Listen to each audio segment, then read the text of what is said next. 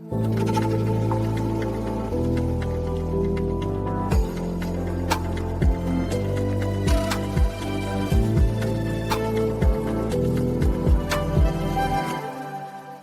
everyone, and welcome to this new episode of Paths to a Sustainable World. Today we're going to talk about the transformation of the energy system. We are in the solution space. If you haven't seen them, check out the episodes covering the problem space to better understand what we're going to discuss. And then the episode dedicated to reducing greenhouse gases and how we can stabilize the climate, because the two are obviously very connected, which is very important. As a quick introduction, we'll start with some important key figures to help set the scale. Energy is obviously an absolutely key topic because on one hand, as you can see here, it accounts for a quarter of direct greenhouse gas emissions. But more importantly, it represents 3/4 of greenhouse gas emissions directly or indirectly. In fact, we have a part that comes from agriculture, a very small part that comes from other greenhouse gases originating from energy or waste. But all the greenhouse gases that are produced, 3/4 of the greenhouse gases produced by humanity, are directly or indirectly linked to energy, and particularly to the burning of fossil fuels. We can clearly see this energy consumption in this detailed diagram. Here you have 100% of the energy that was consumed in 2021 in total. You'll see a small third, a large third, and a quarter that represent coal, oil, and gas, respectively. So in total, you have nearly 85% of the energy consumed in the entire world coming from fossil energy sources. The other sources that we will discuss, which we will talk about in much more detail throughout the rest of this episode, are renewables and nuclear, hydraulic, solar, and wind energy sources. You see that it actually represents a very small part today. And so the whole goal is to reduce fossil energy production and increase the production of decarbonized energy. So to simplify, in a very, very schematic way, you have the entirety of humanity's metabolism, all of our activities, our entire economy, our services, our functioning, which is supported by which industry, services, buildings, and transportation. Everything that consumes energy fundamentally draws from 3 sources of energy that are different in their nature and properties. Fuels for transportation, heat for heating, and electricity to run motors. And what we see, whether through transformation objects like refineries or thermal power plants, is that 85% of all this actually comes from oil, gas, and coal. So our society, economy, and civilization are all largely based on fossil energy across various aspects of our lives. And the goal is to find low-carbon energy sources that will allow us to perform exactly the same functions, namely transportation, industry, buildings, and services, which obviously need to be modified in order to take full advantage of these new forms of energy. Ultimately, we always face questions about how we move, heat, light up, or create movement. These elements, as they shift over time, constitute the entire transformation.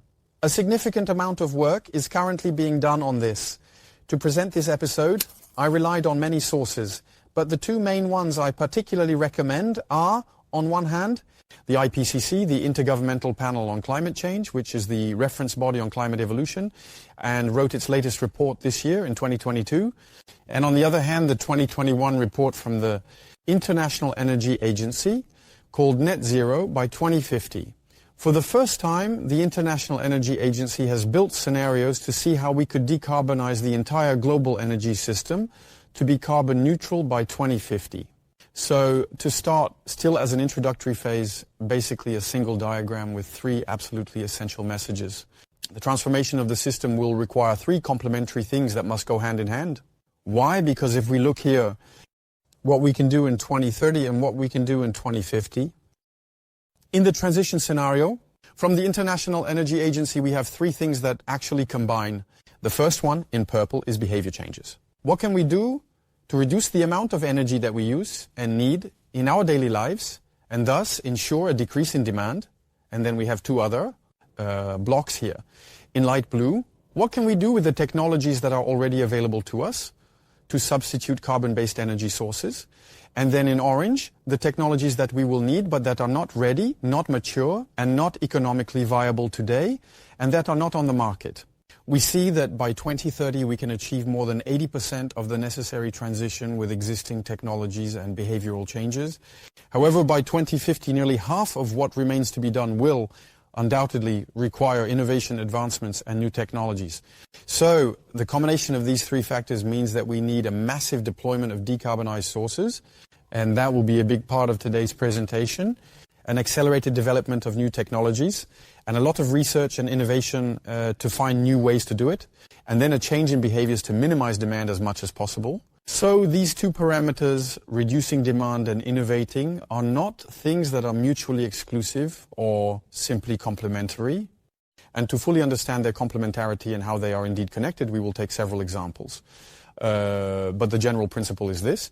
If you have a lot of energy to decarbonize, it's obviously more difficult than if you have less. So we must first try to minimize the amount of energy in the system to ensure services, and then decarbonize. This logic of reducing first and then transforming involves both thinking about how we are going to reduce the amount of energy in the system in a sustainable and efficient way, and how we are going to replace production and transfer methods in the most effective and environmentally friendly manner possible to ensure decarbonization. So, the summary essentially gives you the conclusion, and now we're going to get into the details. But the summary is that we fundamentally have four very important essential messages in this episode. We have the technologies to start. We don't yet have all the technologies to decarbonize the entire system. The greater the energy needs, the harder it will be to meet them. So energy savings and innovation are absolutely essential and should definitely not be opposed. So now we're going to get into the details of what needs to be done. And for that, we're going to follow the following plan. First, we're going to look at what we can do to reduce energy needs. How can we reduce and improve everything that can be improved? As we've seen, it's essential. Next, how can we electrify everything that can be electrified? Why is it important? Then how are we going to decarbonize electricity production? Because electrifying something that comes from a coal power plant isn't going to be very useful. And then finally, how are we going to develop storage and new fuels, which are specific uses we need, especially with new tools and new energy production methods? The last part, invest in research and development of new processes. I'm not going to address it on its own, but I will point it out throughout the other four parts. At what point? We have promising solution avenues for the next step. So let's start with the first part. How can we reduce needs, cut down and improve everything that can be improved, meaning going from high energy consumption to a more reduced consumption? There are many avenues. I've put a few verbs here to give an idea. We can reduce waste. There's still a lot of energy that we use for nothing. The unnecessary, that's another way. It's even a step above. There may be services we can do without. Then we can improve the organization of the system, the functioning of the system, the efficiency of the machines. So once again, reducing and improving. This involves behavior, technology, and organizational changes. And now we're going to look at that in a bit more detail. It's not new. Obviously, at the end of 2022, beginning of 2023, we're in a somewhat unique situation. We can clearly see that energy consumption and energy production are topics that particularly affect us, but it's not new. In 2006, there was already this slogan that the government had launched, "Energy is our future, let's save it," which all energy companies had to adopt to encourage the entire French society to consume less. It comes from the 2005 energy law, but we can go back even further. We had two oil shocks in the 70s, which were systematically followed by campaigns to reduce energy consumption, whether it's because we're going to be more efficient or because we're going to, for example, in this case, travel less or travel differently. So it's a constant for a very simple reason, which is that we are extremely dependent on fossil fuels. France hardly produces any natural gas, no coal whatsoever, and absolutely no oil. So we are very dependent on energy imports from other countries. So we are very dependent on imports from other countries for our energy needs. We have clearly seen in this current context with the ongoing war in Ukraine how extremely vulnerable we are, because it costs a lot of money and imposes strong geopolitical constraints on us as a nation. Now, more than ever, we see that there is an urgent need for decarbonization efforts globally due to pressing environmental concerns. What I am going to share fits into a pattern I believe has been ongoing for at least 50 years, where French society and political leaders are working to reduce energy consumption. The latest version of this is obviously the 2022-2023 campaign to try to get through the winter with a reduction in Russian gas imports. I lower, I turn off, I shift, I lower the temperature, I turn off machines that aren't necessary, or I shift them to a time when it's off-peak, during an off-peak hour. I've put here the goal because I find it quite interesting. The goal is to reduce energy consumption by 10% by 2024 and by 40% by 2050. So we're aligning a bit with the figures that the IEA had presented, which is to say, let's first try to do the maximum with behaviors and what we can do at home.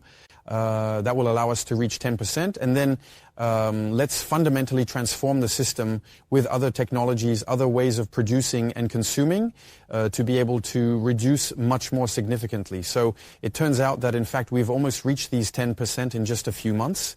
We don't need to wait 2 years. And so that's really news that I think is important to share.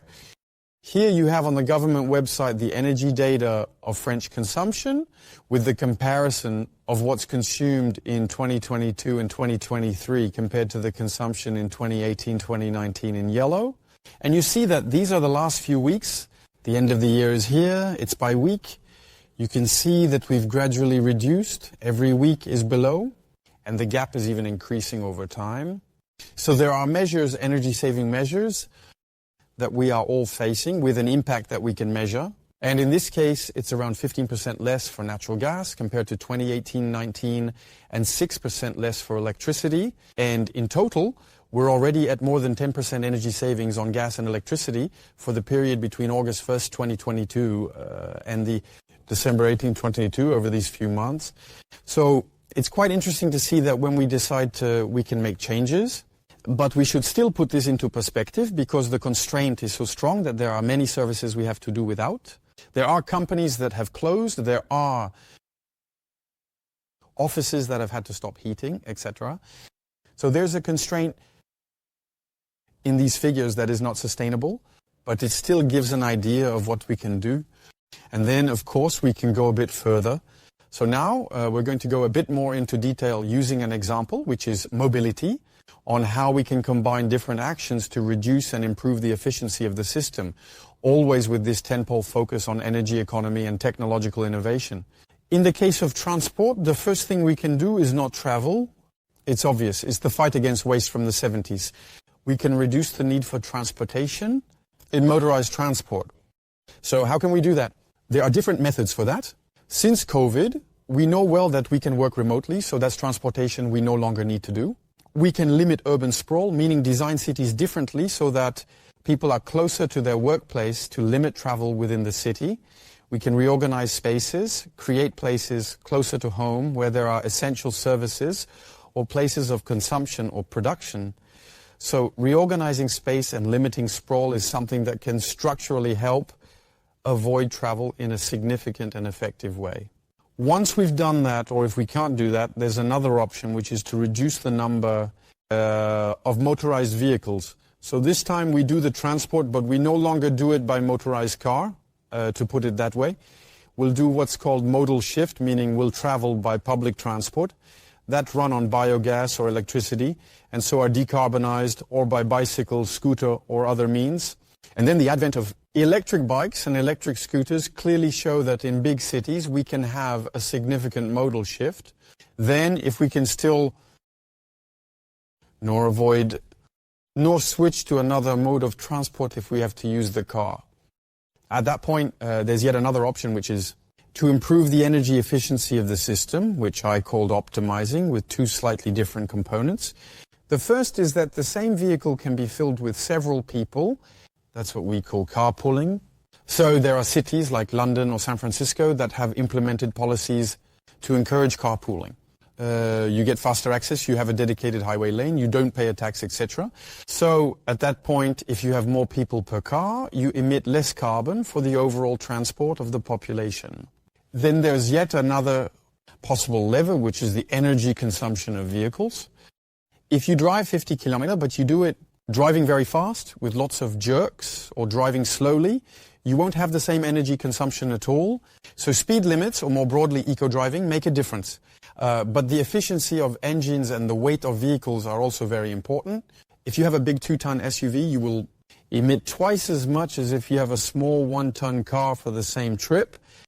So for the same service, you will emit twice as much. So here we also have some concepts, and we'll see this a bit more in the episode that will be dedicated to materials, which is obviously very related. The energy we use to move a certain weight over a certain distance, the less weight there is, the less energy is consumed.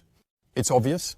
Then there's one last part, which is once we've done all that and optimized everything, there's still substitute the energy source. Today cars are mostly thermal, scooters are mostly thermal. How can we replace them with electric cars or hydrogen or biofuel cars?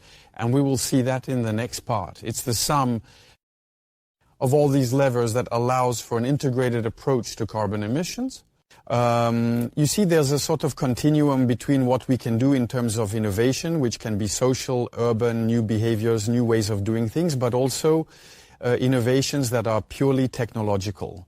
And it's the combination of all this that will lead to good results. So here we took the example of transportation, but there are obviously other examples like industry, construction, and the International Energy Agency has summarized on this table. We're obviously not going to cover in detail all the things we can implement to reduce consumption by changing behavior. So I've listed a few here which cover some of what we've talked about and then extend it to other sectors. Making big cities pedestrian only, banning cars in big cities, that's probably one of the most important measures. Develop carpooling, limit eco-driving, develop eco-driving and limit the maximum speed on roads and highways. Replace flights, regional flights with trains. For all the places where we can replace planes with trains, it's a way to save. To avoid producing greenhouse gas emissions, keeping international flights at the 2019 level. That is, the problem with aviation is that if you have continuous growth in the sector, it will quickly become impossible to offset and stabilize. So we need to be able to maintain a flow of flights that is manageable. So that's one of the recommendations from the International Energy Agency. And then for buildings, heating at lower temperatures, and I think we're all facing that today. And then in the summer, cooling at higher temperatures. The idea is that each time the temperature difference with the outside is reduced because we need less energy to maintain this differential. And to bring this into more practical terms, I wanted to share with you two sites that are also apps you can download and that are quite useful. The first one is EQ2 Mix, which is an app that was created by RTE, and it allows you to track in real time the consumption of France or major cities or regions, and to see on a profile. So here, for example, on this day, you have the typical daily profile with low energy consumption during the night. Between 2 and 6 in the morning, that's when we reach the lowest point. Then during the day, obviously it increases, especially when everyone wakes up.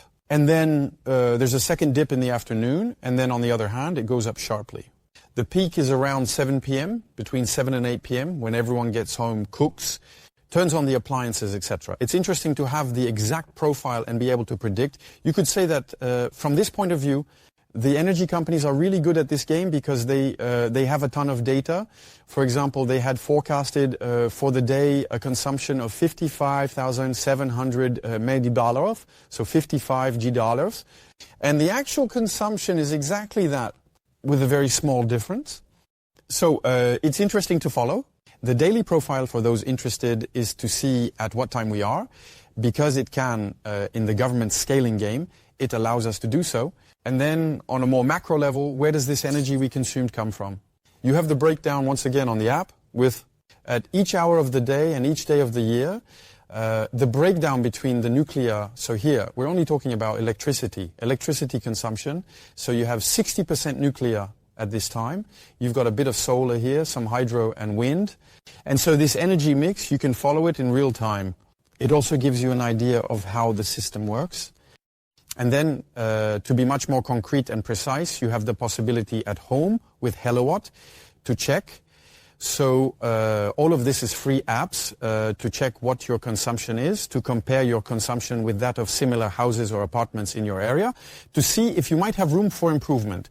Because there might still be, you might be higher, there might be things to do, but not only that, you track your consumption, but more importantly, there are recommendations on what you can implement, what you have left to do. So what you've already accomplished, what you're currently doing, and then what you could achieve that would allow you to save energy and emit less. And then you're put in touch with a professional who helps you do it. So we see that with the threats we face, there's a whole ecosystem of information and knowledge being set up to help everyone become more aware of the problem, to better follow what's happening in order to then control your consumption. And actually what's most important in all this is to become aware of where the energy comes from and what it's used for. And just downloading an app and starting to track in itself already helps reduce, because we'll simply pay more attention. So the key, and this is a message from the International Energy Agency, is energy efficiency, the amount of energy we use to provide services. And the key is that it's the first fuel of a global energy system. That means before going to look to transform anything, we're first going to pause. The question is, do we need all this energy? Are we using it in a useful way? Do we have a system that is really efficient? And can't we do things differently? So these are really questions that we can ask ourselves globally at the level of a person or a family, at the level of a group, a building, a company, a city, a country, and then, of course, the world. That's the goal of these reports. So now we're going to move on, and this is the transition to why we need to electrify all this. For a good reason, it's because electric motors are much more efficient than thermal engines. In fact, thermal engines, you take a noble energy. If you remember the episodes on the problem space, you have an energy which is at high levels. And then the heat, it's a very degraded version of that. So when you heat, you lose. The quality of the energy degrades. So when you have a thermal engine with your car, even if you have a car that runs very, very, very well, it will heat up a lot. All the heat lost during the combustion of your fuel, that's energy that isn't transmitted to the wheels and therefore doesn't help move the car forward. So the efficiency of a thermal engine is maybe 20%, 25%, 30% at best. So that means you're losing 70% to 80% of the energy you had in your gasoline. You lose it, you send it into the air. When you have an electric motor, there's almost no loss in the form of heat. And you get efficiencies around 80%, sometimes even 90%. So you get 2 to 3 times more of services for the same amount of energy, which means that if we electrified, that's Saul Griffiths who wrote a book. Why electrification is one of the absolutely key elements of the system. If we electrify the entire global economy, we will need less than half of the primary energy we currently use. So that's a bit counterintuitive, so I'm taking a little time for that. But when we replace them, since it's no longer so much a question of if, but rather a question of when we have replaced a large part of thermal engines with electric motors, we will need half as much energy for the same service. That's why the second key element, after reducing and improving everything that can be, in this improvement, one of the key factors is to electrify everything that can be electrified. There's a second reason, which is that we know how to produce decarbonized electricity, whereas we don't know how to produce artificial gasoline, especially not on the scale of the world's needs. So these two factors combine in a model where we will try overall to use low carbon energy sources to produce electricity. That will ensure the services that are currently provided by other sources. This electrification, again, without going into detail, but just to show you, some orders of magnitude, obviously presented by the International Energy Agency. In the predictions of their model, net zero 2050, you have the share of electric cars going from 1% in 2020 to 86% in 2050. In fact, we're replacing the fleet of cars where we transform it so that it's almost entirely electric in 30 years. So we can see the scale of the challenge. It's the same for scooters and other small electric vehicles. For heating buildings, replace oil or gas boilers with heat pumps that run on electricity to draw energy, heat that's in the ground. To heat houses and buildings, again, we have a very strong ambition because between 2020 and 2050, we'll need to install 10 times more. We're going to go from 180 million pumps installed in 2020 to 1,800 million, so 1.8 billion by 2050. So the big means to switch from thermal to electric are materialized here. The third example is in steel production. There are industrial processes that currently use combustion, specifically for steel formation. You use coal to produce heat and melt the steel. and you can achieve similar results with electric arcs. I won't go into detail, but these are devices based on electricity. So it's heavier, more intensive, harder, but we know how to do a number of things that allow us to replace thermal with electric in different sectors. So very quickly about electric cars, since it's a big topic right now. This comes from a Quebec site, which I find interesting because it highlights a very important point, which is that obviously you have to produce this electric car, you have to produce its batteries, you have to produce the corresponding electricity. So there's a significant amount of greenhouse gases is emitted during the production of the car. The best thing, of course, is to do without it. But when there's no other choice, the electric car, the more it runs, the more it saves, it will avoid greenhouse gases that would be produced. If it does 150,000 kilometers compared to a gasoline car, it will have avoided 65% of the corresponding greenhouse gases. And then if we double that, it will avoid even more. So this is even more true in Quebec, where the electricity, as we'll see later, is one of the most decarbonized in the world because it runs on hydroelectric power. And so the necessary electricity, you have an embedded carbon debt when you produce the car. But after that, the more you drive it, the less carbon you'll emit, because you have access to electricity that is fundamentally decarbonized. So we can clearly see the benefit, which will be the next point, of producing decarbonized electricity. If your electricity comes from a thermal power plant, the electric car isn't particularly interesting because you'll end up with a much smaller difference. So what do the ambitions to electrify the fleet mean? That means, for example, between 2020 and 2030, the number of electric cars that need to be sold in the IEA scenario must be multiplied by 18 in 10 years. So those are still very ambitious goals. So we're really looking at a profound transformation of the system. But at the same time, what we observe, so here, it's the reality of electric car sales, is that you have, and for those who have done a bit of math, what you're observing is exponential growth. In fact, just 3 to 4 years ago, these kinds of numbers would have made you shudder. Because if you're here, you're thinking it's not possible. We're not going to manage to produce that much in such a short time. But with hindsight, in recent years, we've seen a real explosion in the number of electric cars sold worldwide. It's even today, especially in Norway, where the share is the largest, but also in China and other countries around the world. And one of the main reasons for this, and this is relatively recent, is the fact that the cost of producing batteries has plummeted. Just 10 years ago, the cost of batteries was 8 times higher than in 2019. If you have a collapse in cost, you have the possibility to produce a lot more for cheaper, and so to build a lot of cars that become more affordable.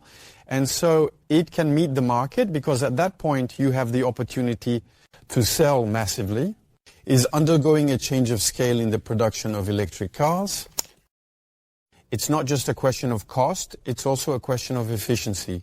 The problems that were related to batteries just a few years ago, where you had to recharge regularly, the range of cars is increasing, the charging speed is increasing, the quality and efficiency of batteries are improving. I think there were few people who could have predicted 10 or 15 years ago the speed at which this would develop, because that's always the problem with exponential growth. When you're at the beginning, it's hard to see the progress being made. And then when you're in the advanced part of the curve, all of a sudden the progress is staggering. So it's not just limited to cars. It's also happening to be the case for trucks. In any case, that's what a European Union think tank called Transport and Environment believes. They took a closer look at the developments in electrification for trucks and concluded that today, how do we read this curve? Today, you have, in a quarter of the cases, the diesel truck is more efficient and cheaper than the electric truck, but in 3-4 years, in 100% of cases, it will be the opposite. So we are by train to be at a tipping point where the electric truck will become more efficient and less expensive than the diesel truck. That, if it's true, and if it actually happens, it means that the electrification of transport road is going to accelerate and will be very fast. So in any case, that's what this group proposes, the climate group, Electric Vehicle 100+. So these are companies, industry players in the sector who are pushing for this idea and have proposed to the European Union a bill, so that by 2035 all road transport will be electric. So it's not just a wishful thinking from a think tank, it's also proposals coming from industry players who are dealing with the issue. So these are interesting signals. It doesn't say what the future will be, but these are interesting signals indicating that we're changing scale, not just with cars, but also for trucks. So another example of development is that of heat pumps. Here again, that's what we have seen. It's a very important point. We were talking about a factor of 10. And so what is the reality of the market? According to the figures from the European Heat Pump Association, while it relatively stagnated for a few years, more recently we've seen an increase. Very important installation systems for heat pump devices. So here too the trend is leaning towards quite a radical transformation of the system, hoping it lasts. If we implement such a massive electrification of the system, it's going to pose other constraints elsewhere. It has different consequences. The first consequence is that even if engines are more efficient, since we're going to electrify a lot of things, and moreover, the global energy demand is going to increase significantly worldwide, if only because if we replace all thermal vehicles with electric vehicles, all the oil must be replaced by electricity. So, even if the efficiencies are not as good it requires, even if the efficiencies are better, and we need less energy, since we're going to have a new sector covered by electricity, we're going to need more electricity. Basically, just a rough estimate, by 2050 we're going to need to double the amount of electricity required. So compared to what we have today, it's still quite a considerable challenge. Producing electricity with low carbon sources means that we will need to develop low carbon resources. And today we do have a few like solar power, wind power, hydroelectricity, to a small extent geothermal or gas. With capture, but I won't talk about that, and then nuclear. So actually we have a few options and we'll see if it's possible to electrify and double. The electrical capacity is a considerable challenge, and it raises two other problems, of course. The first is to massively develop electrical storage, because fuels, whether it's gas in tanks, oil in jerry cans or tanks, and especially coal in warehouses or mines, the energy is stored by design. So how can we store electricity? That's really a very, very big challenge. And the other challenge is whether we will have enough metals and critical metals for this transition, since we're moving from an energy system based on fossil fuels to an energy system based on metals that allow electrons to flow, be stored and released. So this part, we're going to look at it in another episode that will be dedicated to the transformation of humanity's metabolism. So once we've said that, we ask ourselves, how do we decarbonize electricity production and heat? I've combined the two in this episode to keep it from being too long. So that means, if we go back to our little diagram, there. Now, what are the low carbon energy sources we can use to produce all the services? Because we will have managed to electrify a lot of things. So let's quickly go over them again with a new diagram. In fact, there aren't thousands of low-carbon energy sources.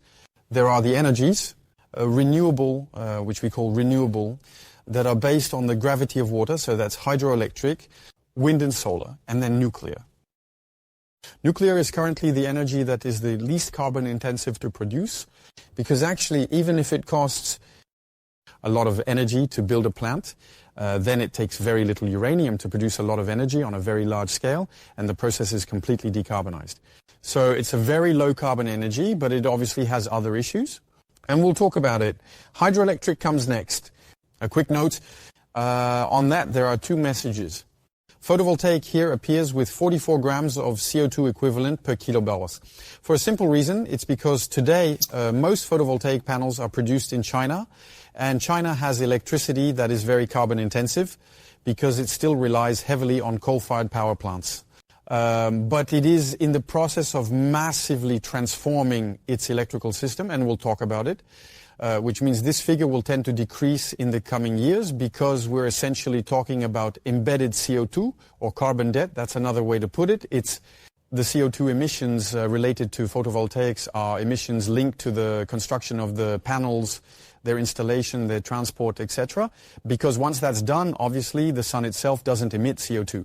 So the first point is that these figures are expected to change as the system becomes more electrified. They will probably tend to decrease. The second point is that even though there are differences between these four types of energy, they are by far much lower and significantly lower. A factor of 100, sometimes even more, compared to fossil fuels. Just to remind you, it's still good, even for that. It's still good for that. It's still good for that. That's exactly the central problem. And that's exactly what we're trying to reduce. We can see much better. Why? Coal is 1 kilo of CO2 equivalent per kilowatt, 1058 grams. We can debate whether 6 is less than 12 or 15, but that's really not the point. The point is how we go from that to something like this. Now, I'm taking a graph that comes from the IPCC on energy sources. And here, what do I take then? You've already seen this type of figure because I've used them in other episodes, but I'll explain again how to read it. For each of the sources here it's what the IPCC did is that it evaluated, according to the literature, what are the quantities of gigatons of CO2 that we can avoid per year. Here, it's counted the number of gigatons of CO2 avoided per year if we massively install this or that potential solution. We see that by far wind and solar are the top sources to decarbonizations in the world, since they are the ones with the most impact, as they will between 2 and 6 gigatons equivalents of CO2 per year avoided. So it's absolutely significant. And then after that, there are the other sources. But that's a first level of understanding. The second level of understanding is that in these bars you have different colors. These colors represent the cost that need to be invested to achieve those objectives. In blue, these are costs that are currently... It's cheaper to install solar panels, wind turbines, and nuclear plants than coal plants in some cases. A small part here, a large part there. On the other hand, as you move forward in the color, you're going to go further and further in the necessary cost for a moment, to avoid other gigatons of CO2 or have a greater impact. So that's a way to connect with what we saw earlier, with the production systems that exist today and those that will need to be developed tomorrow. One of the challenges is to manage to extend the blue as much as possible in these different areas, meaning lowering the cost because we're going to have more efficient production systems, etc. But without going into the details of that now, we're going to look at some of these means, starting, of course, with wind and solar, then hydroelectric, geothermal, and nuclear energy. I won't talk about the others in this presentation because it would really take too long to see what the future prospects of these systems are. And to start with solar and wind, which are by far the ones, whether in the IEA or IPCC reports, that have the most impact in transforming the system. So what's there? It's considered the key element. These are the ones that will produce the majority of the electricity we'll need tomorrow, for a whole bunch of reasons that we're going to look at now. The first reason is because today, solar photovoltaics and wind sources, whether onshore or offshore, are already cheaper than coal power plants and other production methods based on fossil fuels. Here you have the average production cost and full cost of fossil fuel-based production methods. It's a range.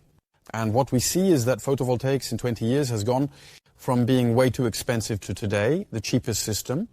The same goes for wind energy, which has decreased. And then for offshore, whether onshore or offshore, they are competitive today. So that's a determining factor, because if it's cheaper, or at least as cheap, then it's much easier for states, communities and organizations to invest, because it's in their interest to invest in decarbonized sources. And that fundamentally changes the game. Because just a few years ago, we weren't at all in that mindset. You see, in 2010, photovoltaics were still twice as expensive as a coal power plant. We had no interest in installing solar panels. It cost us a lot more. Expensive. And we had an environmental interest, but not an economic one. So there was a conflict between these two interests. Today, there's no longer a conflict. It's more advantageous to install photovoltaics than coal power plants in a large number of systems. So the consequence of that, and this is what we see in this graph, again from the IPCC, is that the growth of installation of photovoltaics and wind energy, once again, whether onshore or offshore, in all three cases, it's exponential. We're seeing a speed in development that is absolutely phenomenal. And again, it was very difficult to predict even just 10 years ago, let alone 15 years ago. So it's a real transformation in the way we conceive what the electrical system of tomorrow could be. And I think it's the major takeaway from the last 4 years is that the cost has plummeted. The ability to produce energy, or rather to transform it and inject it into the grid or use it locally, that cost has plummeted. These methods have developed, and today solar and wind power can be deployed very quickly. Another way to look at it is that in 2014 the cheapest energy was coal for all these countries, gas for all these countries, wind for the countries where there's a lot of wind. That was in 2014. In 2019, 5 years later, it's nothing. 5 years is very little. In 5 years, you have a complete change of the landscape, as there aren't many countries left where the coal remains. The cheapest energy source, gas, has drastically reduced as well. And there's been a significant increase in the number of countries that can benefit from wind energy, and even more so in the number of countries that can benefit from solar energy, as they are now emerging. In 5 years, it's become a source of energy that we can use. So to give an example, the scale of what's happening, I gave you the example of the photovoltaic farm, which is the largest in the world. It's in India, in the desert, in the west of India, on the border with Pakistan. And there you have the Badla Solar Park, which covers 5,700 hectares. So it's starting to be quite a big project with an installed capacity of over 2 gigawatts. It's the equivalent of a large nuclear power plant in France, which costs 1.3 billion to install. And this installed capacity is increasing very steadily. In 10 years, it went from 25 to 600 gigawatts, so that's 24 times more, and it continues to grow to reach this figure. It's the strongest net growth of all energy production technologies. That is to say, there is no way in the history of humanity of deployment of energy production systems. That has gone as fast as solar is right now. We are experiencing a real revolution. It's interesting because the solar potential is very significant. It's not valid everywhere. It's true that when you're in Finland, solar isn't very useful because you have quite low solar exposure throughout the year. On the other hand, you see in red, the redder and darker you are, the more significant the amount of energy you can harness from the sun. You can see that there are quite a few countries or places that can benefit from this technology. It's all the more important because, as you remember from the episode about ecosystem regeneration, we have a strong constraint on space. We can't put it everywhere. You have to choose carefully where you're going to deploy the solar panels and the wind turbines. In this case, we've already urbanized for the construction of cities, highways, and so on. We've already urbanized 800,000 kilometers worldwide. This is the surface, globally occupied by the human species from a built perspective. Part of these built areas can be used either by putting photovoltaic panels on the roofs or by creating canopies. It became mandatory last month in France for all parking lots such as these. So these are areas that are already urbanized, so to speak. Lost to nature, we can use them to produce energy. And then technologies are evolving very, very quickly. To give you two examples, today we know how to make photovoltaic tiles, meaning not just placing panels over the tiles, but in some places it's about making the entire roof with photovoltaic tiles. So we can transform the exposure of the house into a mini energy production plant. And then there are other applications. There's, for example, this film, which is a flexible and transparent film. So you can stick it anywhere, including on facades, for example. And so if you imagine the large buildings covered in glass, part of the energy hitting on these buildings could be used by this type of device to capture energy, convert it into electricity, and incidentally also solve part of the air conditioning problems, because these large buildings are obviously very complicated when the sun is beating down hard. It's not only a revolution in what's currently being done, but we also have, in the early stages of technology, the possibility to imagine other uses that can allow the installation of production systems. Finally, regarding the solar production system, it's not just applications in the city. There are also some in the countryside. I took this phrase from Christian Duprat, who is a specialist in agroecology, who was president of the Agroecology Association, and who, according to his calculations, he estimates that agrivoltaic systems, which we've already talked about in the course on how to feed humanity, agrivoltaic systems that combine agricultural production and electricity production on the same surface, you can have two different uses, and it doesn't encroach because the energy that is received is converted by the photovoltaic panels. In this case, it's an energy that helps protect crops from too much sunlight. It provides a bit of shade. That doesn't mean the plants don't grow. So there you can combine multiple uses on the same surface. So we see that there is a buzz in the way of thinking about photovoltaics and its deployment in order to avoid what we have seen too much in the past. Absurd things like clearing a forest to replace it with a photovoltaic plant, which indeed obviously makes no sense. So now, if we move on to wind energy, there too it's major maneuvers for exactly the same reasons. What exactly does this exponential curve mean? Can we really visualize these numbers? Today, the largest wind farm in the world is located offshore in the North Sea, specifically in England, Hornsea. This represents 460 square kilometers, 165 turbines, and the installed production is about 2.6 gigawatts, about the same as the solar farm in India, similar to a large nuclear power plant. So we see that it is both very impressive, and if we compare it with the surface area required for a nuclear power plant, we clearly see the issue of sprawl that we had already discussed in the space of the problems. But this deployment of wind energy is being driven by various regions around the world in many cases. So in this figure illustrates the global wind energy potential. It is a map showing where the most wind is, and so we have an image that is indeed practically the opposite of solar. That is to say, where the potential is highest, it is in the regions. The windiest areas are the coastal regions of the north and south, where there is ultimately quite little sunlight. However, in the tropical region, there is generally less potential because the winds are typically weaker or at least less consistent.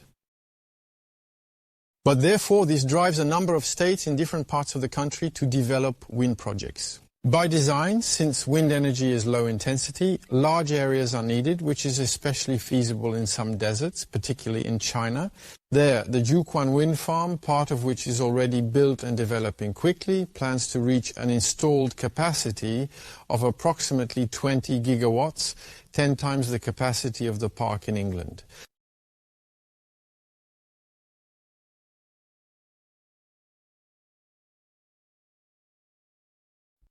In England, approximately 10 times more, that is the equivalent of 10 nuclear power plants.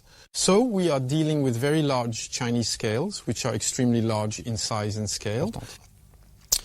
To conclude on wind and solar energy, a final word. In this article published last year, the authors looked at the forecasts made by major international reports over the past 20 years on the deployment of renewable energies. And they have concluded that this development and the speed of development are systematically underestimated, meaning that while it is predicted that solar and renewable energy, including wind, will develop by a factor of 2 or 3, they actually develop by a factor of 4 or 6. It is always faster than what is predicted. And to illustrate this point more clearly, although it's a different source and not in this particular article, the latest announcements in China have revised their targets upwards significantly.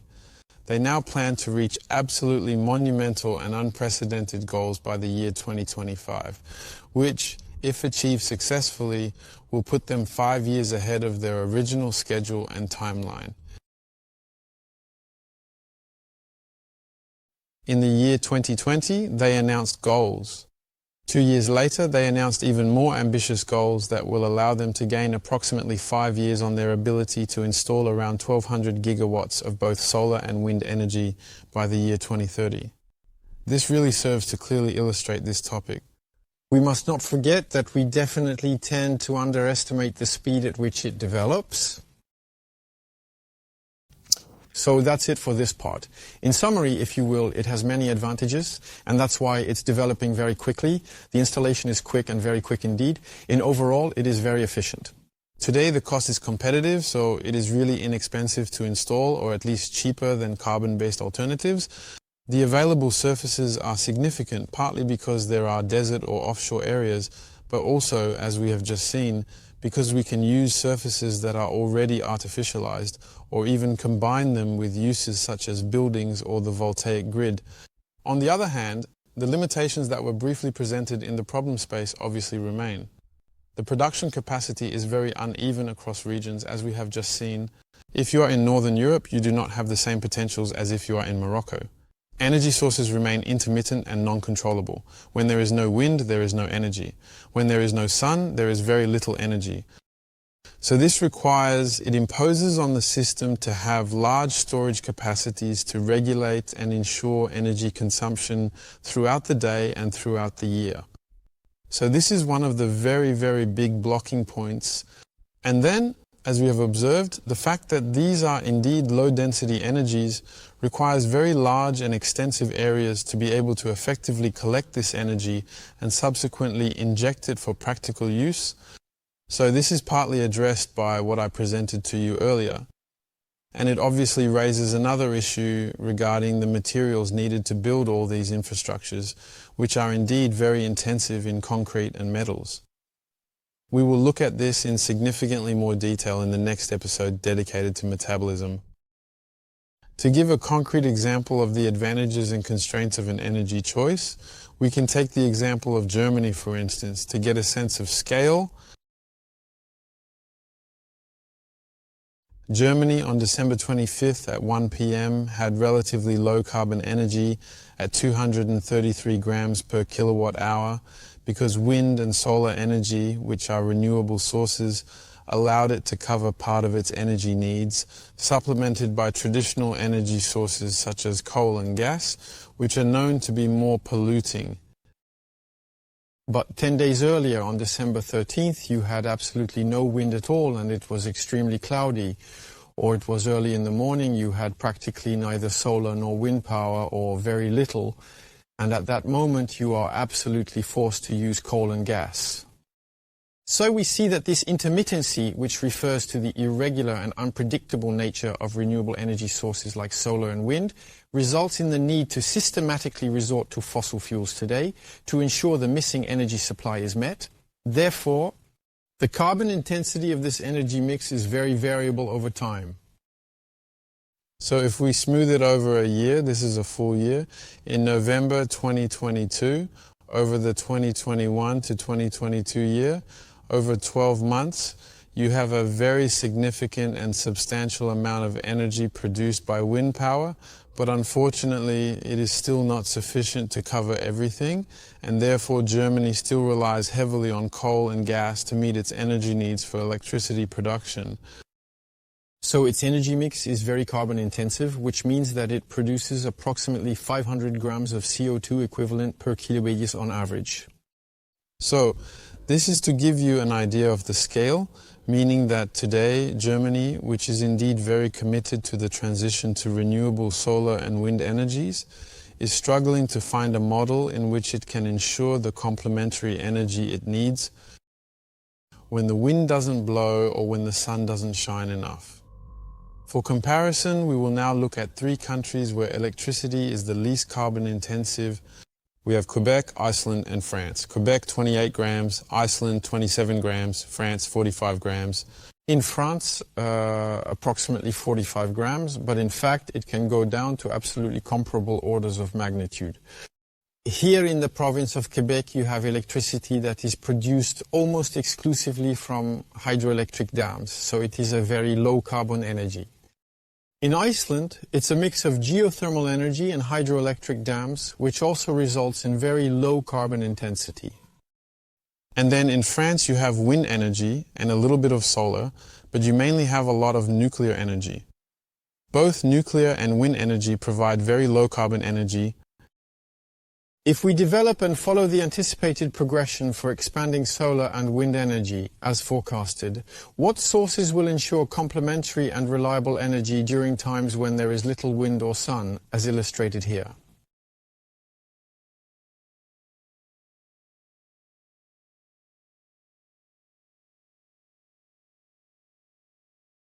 So how do we smooth out the production capacity to meet consumption needs? Here I will talk about three main sources: hydroelectric, geothermal, and nuclear. As for hydroelectric power, again to give a sense of scale, the largest dam in the world is the Three Gorges Dam, which is also in China. That's approximately 22 gigawatts, which is equivalent to about 10 nuclear power plants. It's an absolutely monumental project. It's truly the equivalent of 10 times the flow of the Rhone.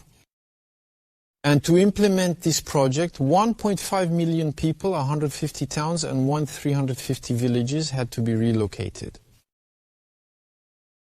So we can see that it's indeed possible to build dams, including very large ones, but the constraints are extremely considerable and in fact significantly challenging as well. The social acceptability and even the environmental cost of this type of dam is still very significant. This approach cannot be implemented everywhere. To build dams, deep valleys with flowing water at a certain rate are needed. And in fact, a large number of dams have already been constructed in many different parts of the world over the years. So, according to this report, as per the thorough and comprehensive analysis, it appears that you have concludes that hydropower, and that's why, if you remember in the IPCC report, the contribution of hydropower is considered very small. It is a very low carbon energy, very easy to control, which allows for energy storage, making it very useful. However, between 2020 and 2030, the additional dams that we will be able to build worldwide to meet the needs will ultimately represent a fairly small margin. There is still the possibility of building new dams, but we won't be able to do so indefinitely, and it won't address the entire issue. So hydroelectric power is a beneficial means, as shown by Iceland and Canada, in order to ensure electricity production, but it is reaching saturation and will not be able to meet all future needs, only a part of them. Nuclear energy is indeed returning to the forefront, despite various issues, as it remains one of the least carbon-intensive energy sources and has several distinct advantages. So again, what is a nuclear power plant in terms of its overall capacity? Well, the very largest nuclear power plant is indeed actually located in Japan, which was shut down following the Fukushima nuclear accident, but will be restarted in a few years because the Japanese government has decided to reinvest in nuclear energy. It currently produces approximately around about 8 gigawatts, which gives us a sense of scale in total. It's approximately 3 times less than the Three Gorges Dam, but roughly 4 times more than the large wind farm. The electricity production from nuclear power has roughly gone through 2 distinct and significant phases. The first phase was characterized by a very rapid and substantial growth. In approximately 20 years, over the last 2 decades, electricity production has increased 56-fold. Before solar energy, it was production that was the most significant when many countries decided to bet on this technology as it offers many advantages. However, starting from the 2000s, the quantity of electricity generated by nuclear power plants has not seen any significant increase and has essentially remained at the same level, showing no substantial growth or decline. And so, as the demand for electricity has increased worldwide, in fact, the share of nuclear energy has actually decreased. Electricity production is the same, but consumption is higher, so the share decreases. It went from 17% to 10% in 5 years. Why am I telling you all this? Because it says 2 things. The first is that it is possible to quickly produce nuclear power plants. In any case, it was possible in the past. It might not be possible today with the current legislation and social acceptance, but it was possible in the past.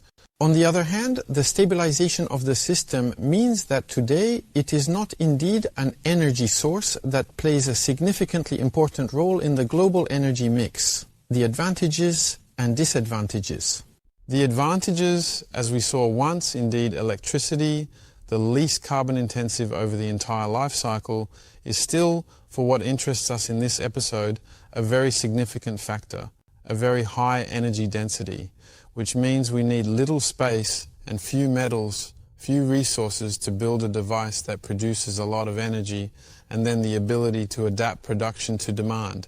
The ability to create energy that is extremely controllable when we want and thus meets needs regardless of weather conditions.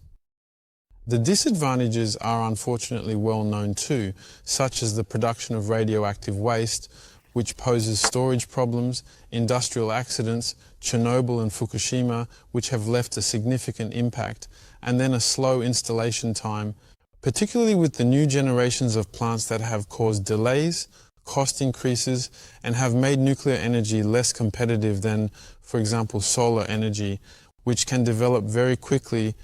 So once again, we are not talking about the same thing, and we are certain about which energy sources will help complement this boom in renewable energies, which alone cannot meet all the needs.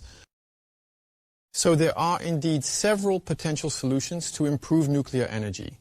The first, in terms of time and cost, is simply to significantly extend the lifespan of the power plants as long as possible. And the good news from this perspective is that plants, which were initially designed to operate for a period of 40 years, can actually have their operational lifespans extended through various methods. Here is the map of installations in the United States. All power plants, after safety reviews, have been granted 20-year or even 40-year extensions upon request. Today, the American nuclear fleet is on a trajectory for a lifespan of approximately 60 to 80 years. And this is also the case in other countries.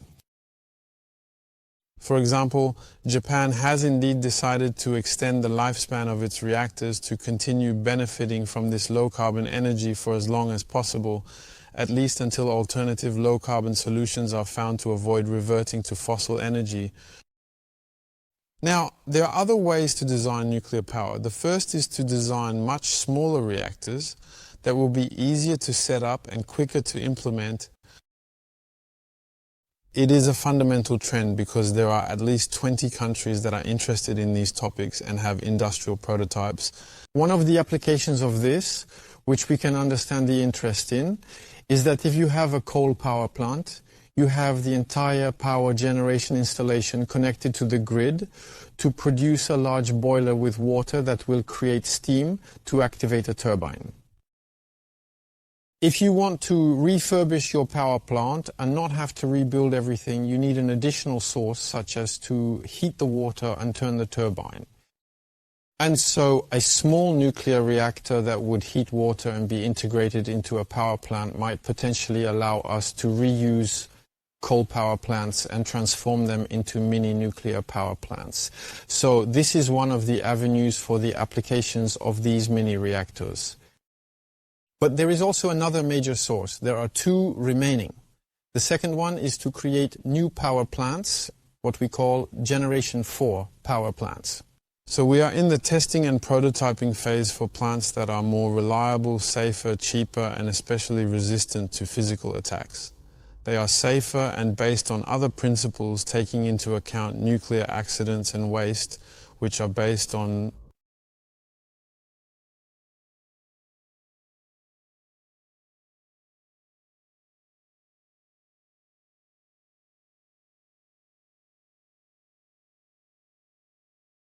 There are 6 prototypes under study, but fundamentally, the advantage of these different plants is that some of these reactors would produce much more energy than before from the same amount of fossil fuel, and most importantly, would allow the use of what is currently considered waste to be reused. This is what is indeed called breeding. You do it either in the form of breeding or incineration. In both cases, the idea is to produce more energy and generate much less waste, or even consume the waste from previous generations to be able to reuse it and have even less waste output. So this is part of the industrial prototypes that some teams are working on. And then, of course, there is indeed the promise of nuclear fusion. So for the past 70 years, the joke has been that nuclear fusion will arrive in 50 years. We've been saying it for 70 years, so every year we say it's 50 years away. Now, it's important to note that on December 5th, the Americans officially announced for the first time in human history that a prototype has the capability to generate more energy than the energy needed to initiate fusion, right? Indeed, this is a significant milestone. So it remains very highly experimental. It is still an ongoing scientific research project, and we won't have an industrial perspective on fusion for many years to come, for decades. But maybe this time it's more like 50 years, and the time horizon might be shorter, and it could perhaps contribute to an energy mix in the next 30 years, 50 years, 70 years. So it doesn't change much for our problems. How do we get past 2050? But it opens up interesting perspectives for the future. Now let's briefly discuss geothermal energy, which has a significant advantage, as the process of extracting heat from the ground is something that can be done almost anywhere, regardless of the specific geographical area, and there are various potential use cases and applications depending on the specific characteristics of the area where the digging occurs. So for an individual with a heat pump, there's not necessarily a need to definitely lower it much. If you want to create an urban heating system, you might need to dig a bit deeper, but you can access higher temperatures. And if you want to generate electricity at that specific point, it is indeed also possible, but you will need to go even deeper. So once again, depending on the geological constraints, the available resources are not exactly the same. But if we take the example of Iceland, which I mentioned earlier, it has very low carbon electricity because it combines hydroelectric and geothermal energy. Iceland ensures a large part of its electricity production and heat production thanks to geothermal energy. But it's not limited to Iceland. Indeed, in fact, there are several other countries that use it. For uses that remain very small, the total installed capacity in 2021 of all countries using geothermal energy sources was approximately 16 gigawatts in total. 16 gigawatts, if you remember, is approximately less than the production capacity of the Three Gorges Dam. So a single dam in China has a capacity greater than the entire global geothermal production capacity. So we can see that we are not at all on the same scale. On the other hand, it is an energy source available in many places and regions with significant potential. There is considerable research on this, and it's a path I find interesting, possibly not for now, but perhaps in the coming decades. Teams are working on using very deep drilling to inject water and recover it at extremely high temperatures, as temperatures beyond 3 kilometers can exceed 100 degrees, and in some cases even reach over an astonishing 300 degrees.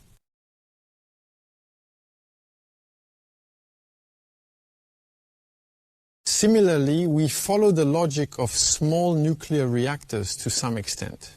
Could we combine deep drilling at locations where coal plants exist?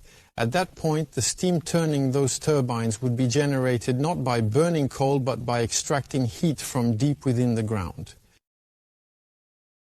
So this would be a way, once again, to save a lot on installation costs, since it would only require, in quotes, drilling the well, which is obviously a technological challenge. However, it turns out that oil companies have indeed developed many technologies to drill deeper and deeper into harder and harder rocks. Therefore, some of this expertise could indeed be used to bring up heat from the Earth's depths to either heat buildings or generate electricity. With geothermal energy, I'll conclude with these examples. Other possibilities exist, but these illustrate potential sources of electricity or heat production, and sometimes both through cogeneration, which can be either fully decarbonized or highly decarbonized. So this allows us to envision what the landscape of electricity production and heat production could be in the future. Now, we face one last big issue, actually two. The first one is how we store this energy, because we have seen that the more renewable energy we have in the system, the more it will create storage problems. And the second, which is very related, is how we create new fuels, that is, stored and onboard energy for mobility. I will cover both at the same time because they are fundamentally linked. And now this brings us to a slide that summarizes this a little bit, the topics we are currently facing. Using renewable energies and low carbon sources to produce heat and electricity, how can we store them in various forms to use at another time, either as heat or as electricity? And then how can we transform this electricity into something that allows us to store and transport energy efficiently and effectively for future use? This is where hydrogen comes in, which you have surely heard about, as you may know. And then how can we imagine building other fuels in various ways different from fossil fuels to ensure transportation? I associate this notion of storage and fuel in this section because it is fundamental to address the question of how we are going to find a way to store or transport energy, whether it is electrical or thermal, to ensure mobility. This is crucial as it involves understanding the mechanisms and methods that will allow us to effectively manage and utilize energy resources, ensuring that we can maintain and enhance our mobility in various contexts. There are 1,001 ways to store energy in various ways, so this is a bit more complicated figure, but in a nutshell, in essence, on the x-axis here in this graph, you have the amount of energy that can be stored in different forms, and on the y-axis, the time or the duration of the discharge, that is essentially the time scale of the storage. For example, there are systems that allow you to store a small amount of energy, but you can release it in a few seconds, which are called capacitors.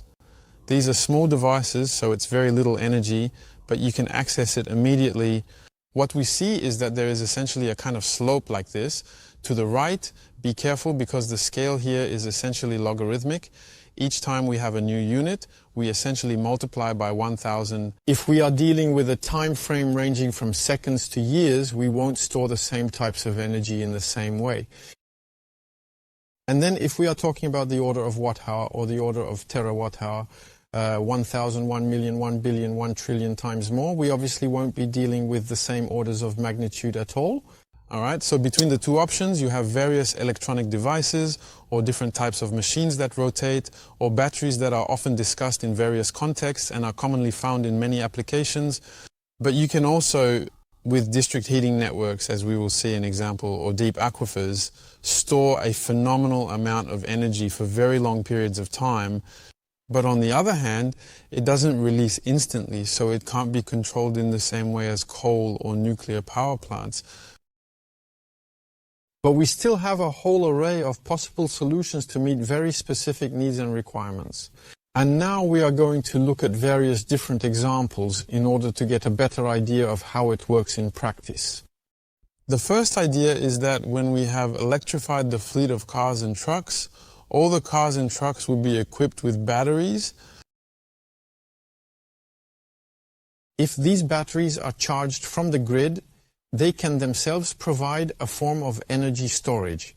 That is, if at a given moment there is not enough wind and therefore a shortage of energy in the grid can draw on the batteries of individuals that are connected to supply this energy for a few seconds, a few minutes, or a few hours, and then when the wind returns, indeed re-inject the energy.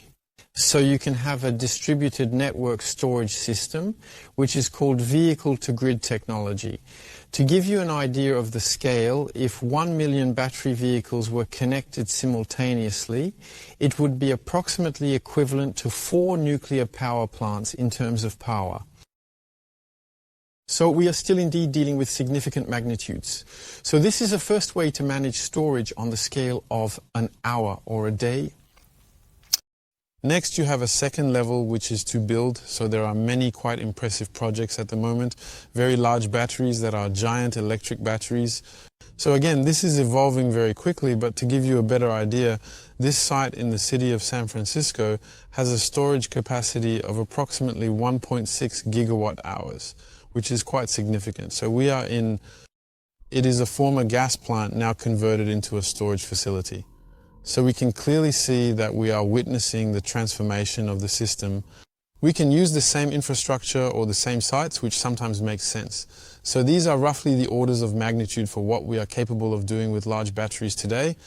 Again, energy can be stored for a few minutes, a few hours, or even a few days if it's not used much, but certainly not for months or years.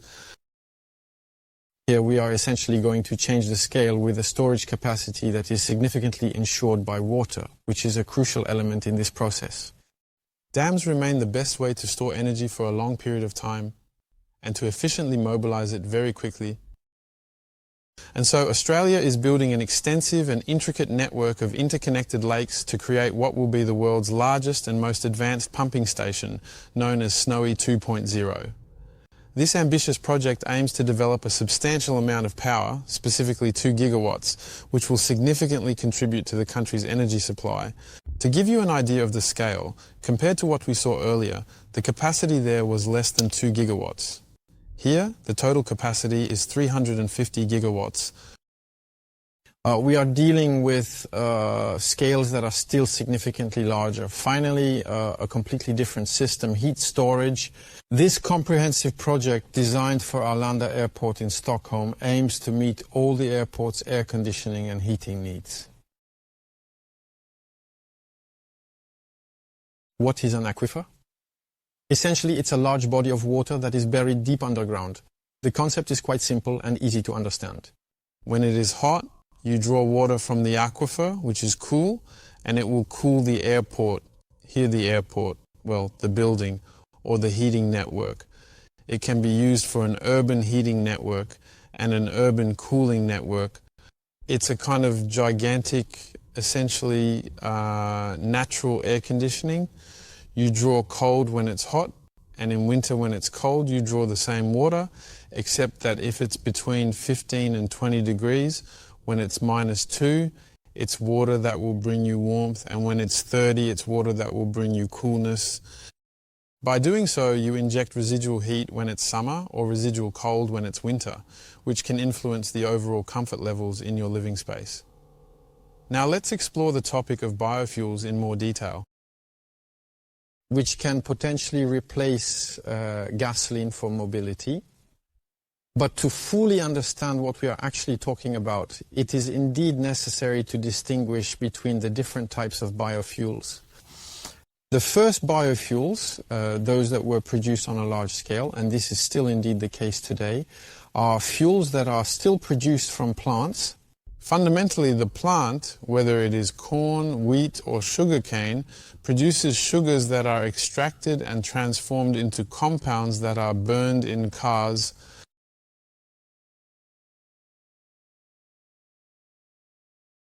So, for example, sugarcane in Brazil is converted into ethanol, the alcohol molecule, and this is what we add to car engines to make them run. So the problem with these biofuels is that in essence they require extremely large and expansive agricultural areas to run cars. So these are agricultural lands that are used neither for producing food nor for regenerating ecosystems. And we have seen how very crucial the tension and constraint of limited space are on a global scale to maintain and regenerate ecosystems and produce enough food. So these first generations have made it possible to create a device that works, but which cannot be significantly increased in the coming years. So it cannot be a very significant source in the coming years, not very significant. Additionally, if we consider the same surface area for first-generation biofuels, even if artificialized or unused, and compare the production of corn, rapeseed or sugarcane to covering it with solar panels to produce electricity for electric cars, we see a notable difference. This is a paper by Searchinger, whom I have already mentioned since he is the author who wrote the World Resource Institute report on feeding the planet and is very interested in land use from both a theoretical and practical perspective specifically.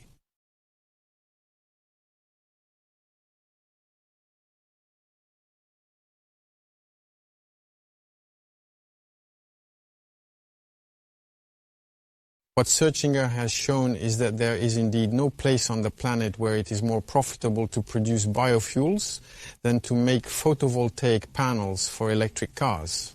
In the least disadvantageous locations, photovoltaics are still 40 times more effective. But in the most favorable locations, photovoltaics are more efficient than biofuel by a factor of 5,000 and beyond. So producing first-generation biofuels just makes no sense from an energy perspective, none whatsoever.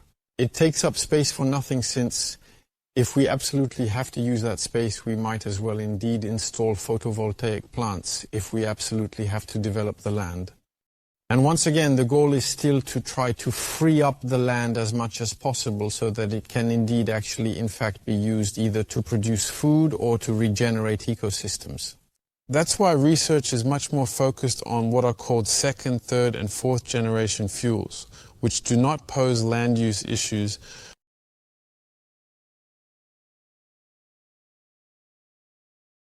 Without going into the details of these different generations of biofuels, which have evolved over time, the second one is quite easy to understand.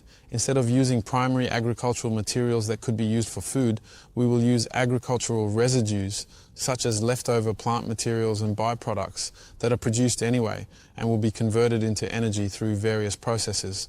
This is one of the sources. Another very significant and crucial source is the reuse of cooking oils from both the industry sector as well as from various restaurants in different parts of our community. Here we have a lot of oils that are very energy dense, and we can transform them into fuel and biofuel. So here, in this particular context, we are looking at applications in various cases that remain marginal in volume, but interesting because there is no competition for land use. The third generation is currently in the realm of R&D. It's actively about how we can use algae to try to produce biofuels in the field of research. For now, there is no example where it is currently economically viable. We are still at the R&D stage. The fourth generation is about how we can potentially create organisms that will produce even more fat and sugar by transforming them as much as possible in various ways to enhance productivity and efficiency in the production of new substrates, to try to optimize the creation of these resources. But when it comes to biofuel, we are really in the research and development phase today. And there are no leads that suggest we will be able to replace gasoline in the fleet at this moment. Of the global fleet of cars or trucks. We are not at all on that scale. So what needs to be understood, as we have seen previously, is that the goal today is essentially to make electric cars or electric trucks. Trains are already electric. So in terms of applying these fuels, it could be about trying to produce some of the fuels that will be needed for aviation, which represents 3% of global emissions, but we don't know how to decarbonize today. So this is indeed a so-called niche application, but it still represents very significant volumes. So regarding storage and fuel, we will move into the final part where we will discuss hydrogen a little bit. Why is it talked about so much exactly? And what is it exactly? And what is it used for exactly? And why is it so exactly at the forefront from a political and economic perspective? In fact, hydrogen, or H2, two hydrogen atoms bonded together, is indeed the smallest possible molecule. It's the simplest. This molecule has several advantages. It has a high energy density, so 1 kilogram of hydrogen contains 3 times more energy than 1 kilogram of gasoline. So here, in this case, we have something that can allow us to store and transport energy, and that presents a considerable advantage. The second advantage is that its combustion only produces water. So in this case, if you had hydrogen engines, once you have completed the combustion of hydrogen, you have added water to the atmosphere. So we are really in an excellent place here. It's something very advantageous because it doesn't produce any waste. The third point is that it definitely allows for the conversion and storage of electricity. And that's indeed interesting in relation to the questions we've been asking all along, namely how we are actually going to ensure a continuous energy production to meet consumption needs with sources that are intermittent and may not be able to produce for several days. So there are indeed high expectations from the hydrogen sector, and it is therefore generating a lot of significant interest for these reasons. We'll see that it's not that simple. To summarize what hydrogen can do and why it is anticipated, we fundamentally always have our decarbonized sources that will fundamentally produce electricity.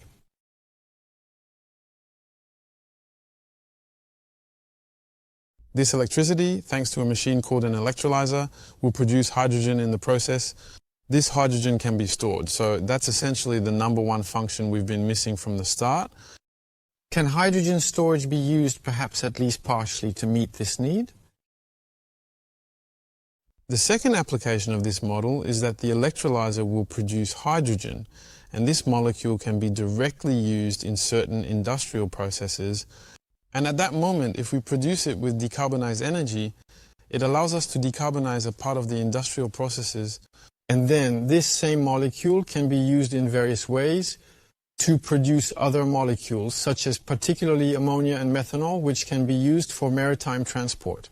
In any case, this is a path being closely studied because tankers and supertankers use heavy fuel oil, and we don't know how to do otherwise today. This is one of the options being considered. And finally, for airplanes, how hydrogen could either be used directly or used to produce other molecules that themselves will serve as fuel is one of the avenues being studied in great detail by researchers and scientists in the field of aviation and aerospace engineering. Hydrogen, as it is extremely challenging to produce, as we will see in a moment, it will have a rather limited impact once again. Today, especially in recent times with the arrival of very cheap electric batteries, it is not at all an extremely interesting source for decarbonizing all land transport. But for niche applications in the steel industry or air maritime transport, and then to meet certain storage needs, it can be of interest. Now that's why it is part of the energy mix in various forms and applications in all scenarios by 2050. To give just one example here, for instance, in the International Energy Agency's net zero scenario, they envision hydrogen production increasing significantly in the future between 2020 and 2050, largely produced by electricity and still partly produced by fossil energy, but with CO2 emissions being captured and injected into the ground. Well, I won't go into detail. The key takeaway here is that today, and this is still one of the major drawbacks of hydrogen, today hydrogen is produced from fossil fuels. So this is not what will actually reduce carbon emissions in our system as long as we haven't found ways to produce clean hydrogen, which we indeed call green hydrogen. Now, and this is the second part of the graph, if we were able to produce green hydrogen, then we could imagine the applications that I briefly presented to you earlier. The International Energy Agency envisions that hydrogen could be used to decarbonize steel production, chemical production, aviation through jet fuel, transportation, particularly trucks, and maritime transport using ammonia.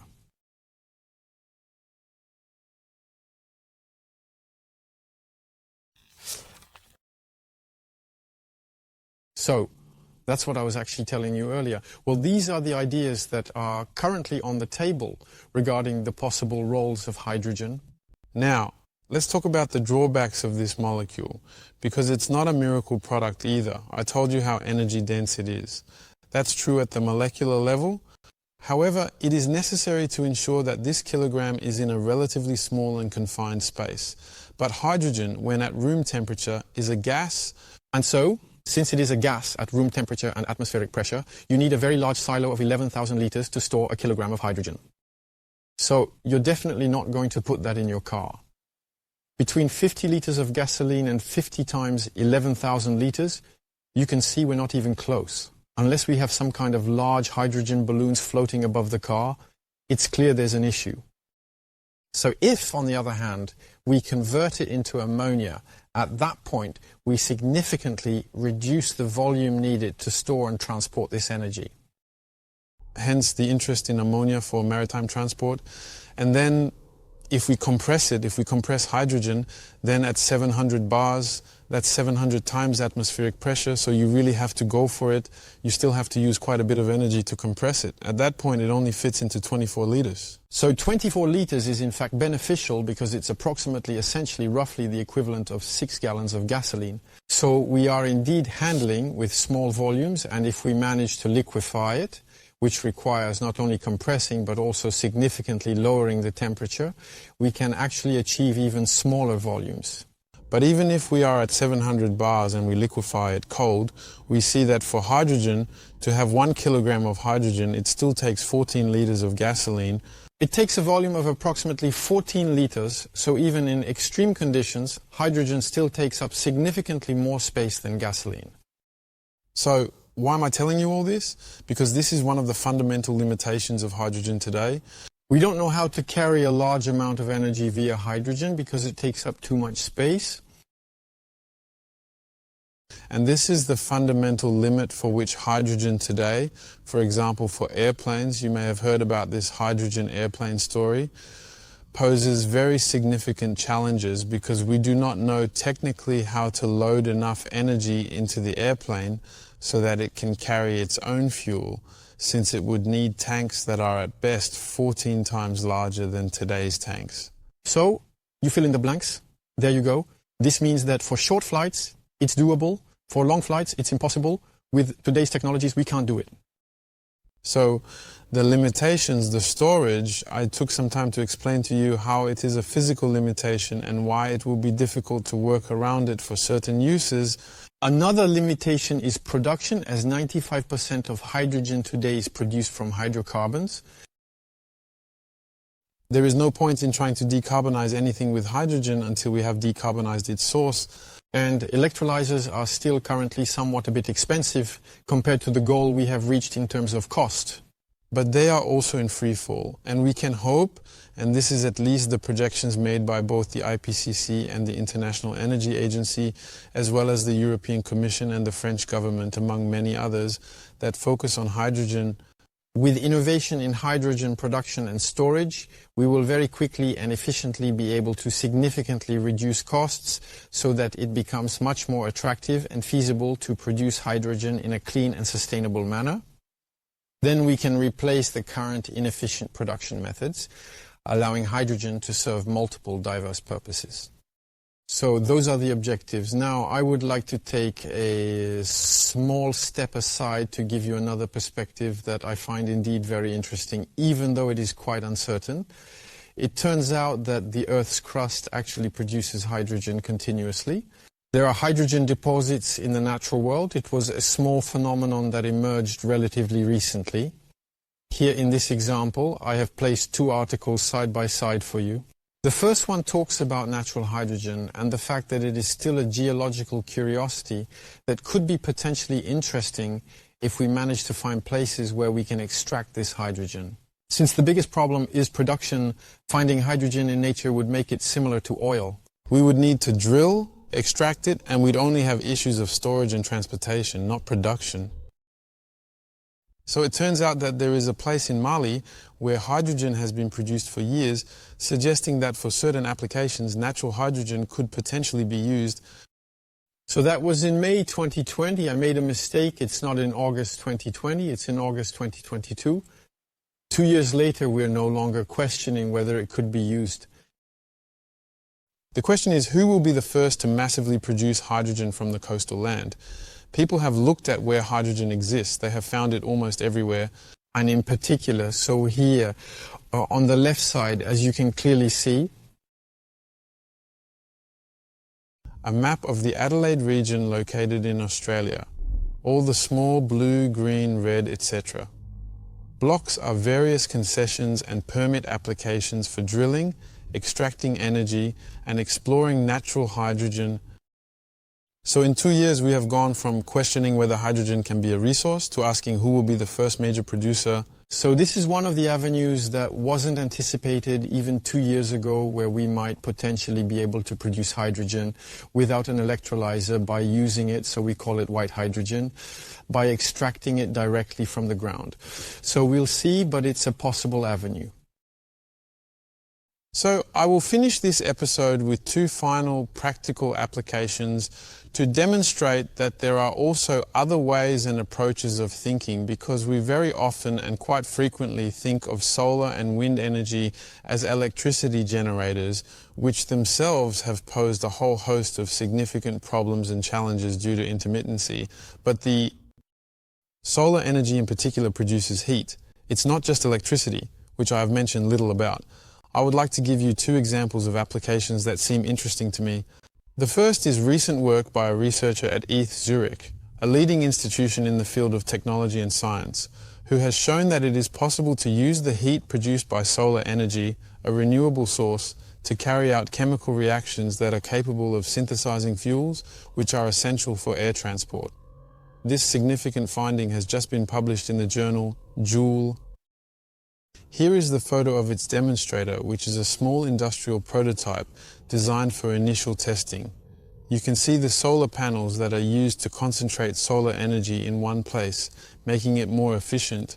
It reaches a very high temperature, allowing the transformation of CO2 and water into carbon compounds for fuel synthesis. This process is essential as it enables the conversion of these substances into usable energy sources. So we are no longer focused on how to use electricity from solar and wind to produce fuel.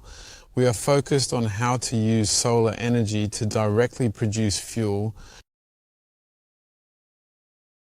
Obviously, if the costs of these types of things, these types of mechanisms could, in fact, indeed, actually, truly, genuinely be able to compete effectively, we would have a real solution in desert areas. So that's one of the applications. The other applications are that solar energy can be used in local areas to meet the needs we have.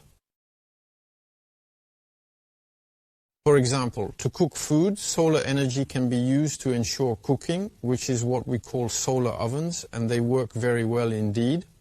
And that allows us to meet a need, to ensure usage without going through the production phase, electricity, etc.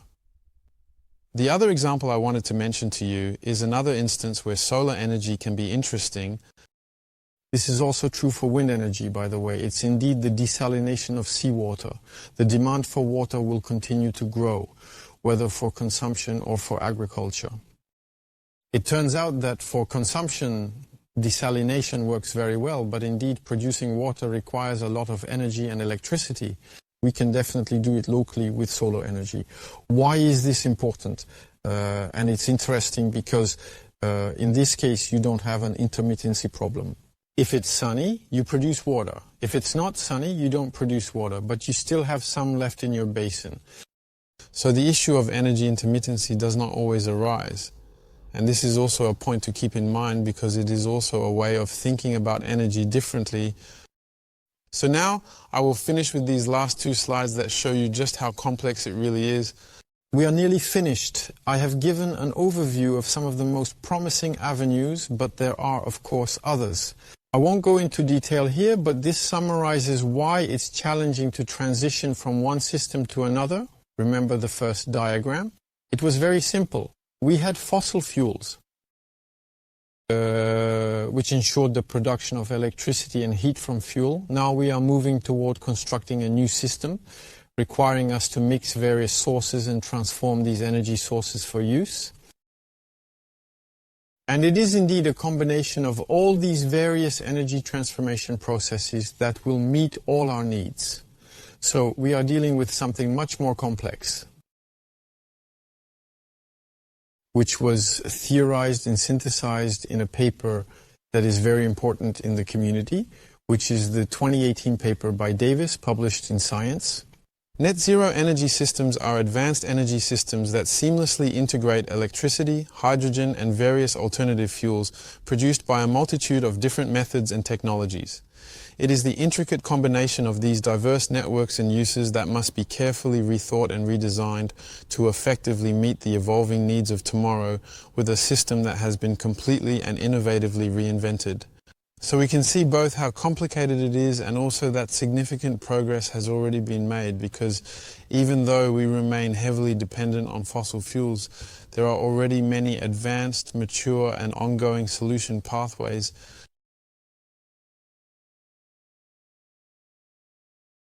So, to wrap up this episode, in conclusion and in summary, we return to our 4 fundamental principles. I think you now better understand what I wanted to convey with those 4 sentences. We have the technologies to start, but we don't yet have all the technologies to land. The greater the energy needs, the more difficult it will be to meet them, and therefore energy savings and innovation are absolutely key if we want to successfully transform the system. If these topics interest you, I recommend doing the following things.